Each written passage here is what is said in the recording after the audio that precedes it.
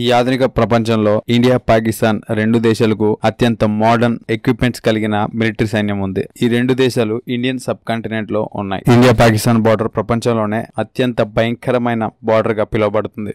North south Korea బార్డర్ల కన్నా India Pakistan యొక్క border ఇంకా ప్రమాదకరమైనదిగా ప్రపంచ దేశాలు చెప్పుకుంటున్నాయి. మరి ఈ వీడియోలో ఇండియన్ పాకిస్తాన్ మిలిటరీ యొక్క కంపారిజన్ గురించి మీకు తెలియని కొన్ని ఆసక్తికరమైన విషయాలు ఈ వీడియోలో తెలుసుకునే ముందు టీటాక్ ఛానల్ ని సబ్స్క్రైబ్ చేయడం మాత్రం మర్చిపోకండి. ఇక విషయంలోకి వెళ్దాం. ఎక్కువ శాతం ఇండియా పాకిస్తాన్ బార్డర్ లో 150,000 ఫ్లడ్ లైట్స్ ని కలిగి ఉంటాయి. నాసాకి స్పేస్ నుండి చూసినప్పుడు కొన్ని ఇంటర్నేషనల్ బార్డర్స్ రాత్రిపూటలో క్లియర్ గా కనిపిస్తాయి. అందులో ఇండియా పాకిస్తాన్ బార్డర్ కూడా ఒకటి. ఇండియా పాకిస్తాన్ యొక్క బార్డర్ యొక్క విస్తీర్ణం 1800 మైళ్ళు. ప్రపంచంలోని అతిపెద్ద బార్డర్ గా కూడా పిలువబడుతుంది. అంతేకాకుండా భారతదేశం యొక్క విస్తీర్ణం 1.27 మిలియన్ స్క్వేర్ మైల్స్ అంటే 3.29 మిలియన్ స్క్వేర్ కిలోమీటర్స్ కలిగి ఉంది. అంటే ప్రపంచంలోని 7వ అతిపెద్ద దేశంగా ఇండియా పిలువబడుతుంది. అలాగే పాకిస్తాన్ విషయంలోకి వస్తే పాకిస్తాన్ 3,07,343 స్క్వేర్ మైల్స్ గా ఉంది. అంటే 7,96,095 చదరపు కిలోమీటర్లని కలిగి ఉంది. అంతేకాకుండా పాకిస్తాన్ తో పోల్చుకుంటే ఇండియా పాపులేషన్ లో కూడా చాలా ఎక్కువ. ఇండియా యొక్క పాపులేషన్ 1.31 బిలియన్ ప్రజల్ని కలిగి ఉంది. అంతేకాకుండా ప్రపంచంలోనే రెండవ అతిపెద్ద జనసాంద్రత కలిగిన దేశంగా కూడా ఇండియా పిలువబడుతుంది.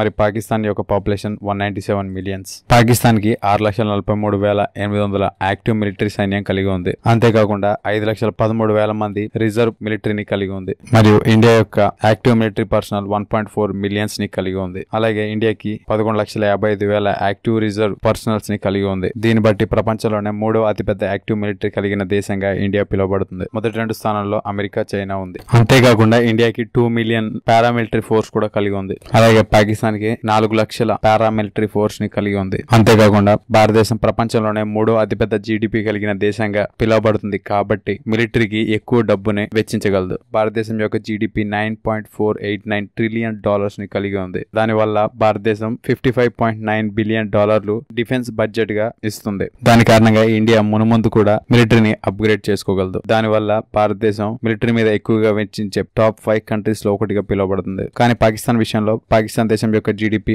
$0.11 ట్రిలియన్ ని కలిగి ఉంది. దాన్ని బట్టి పాకిస్తాన్ డిఫెన్స్ బడ్జెట్ కింద $7.6 బిలియన్ మాత్రమే సమకూర్చుతుంది. అంటే పాకిస్తాన్ యొక్క జీడిపిలో 3.5% జీడిపిని మాత్రమే డిఫెన్స్ బడ్జెట్ గా ఇస్తుంది.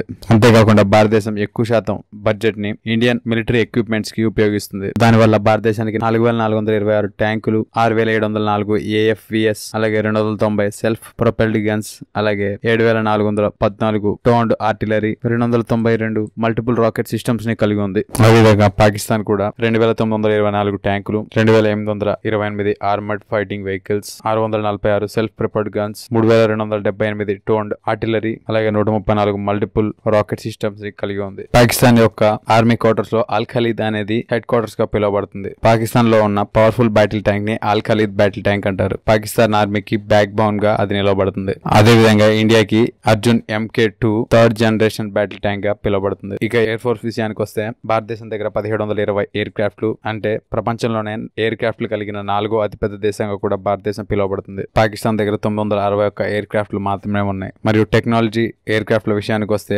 పాకిస్తాన్ కంటే ఇండియా ఎయిర్ క్రాఫ్ట్లు మరింత అడ్వాన్స్ గా ఉన్నాయి. దానికి ముఖ్యమైన ఎగ్జాంపుల్ మిరాజ్ 2000 ఎయిర్ క్రాఫ్ట్. అంతేకాకుండా MiG-29, Sukhoi Su-30 MKI advanced ఎయిర్ క్రాఫ్ట్లు ఇండియాకి ఉన్నాయి. చూసారు కదా ఇండియా పాకిస్తాన్ మిలిటరీ కంపారిజన్ గురించి మీకు తెలియని కొన్ని ఆసక్తికరమైన విషయాలు ఈ వీడియోలో. ఈ వీడియో కనుక మీకు నచ్చట్లయితే లైక్ చేయండి, షేర్ చేయండి. ఇలాంటి మరికొన్ని ఆసక్తికరమైన విషయాల గురించి తెలుసుకోవాలనుకుంటే టీటాక్ ఛానల్ సబ్స్క్రైబ్ చేయడం మాత్రం మర్చిపోకండి. Thank you for watching.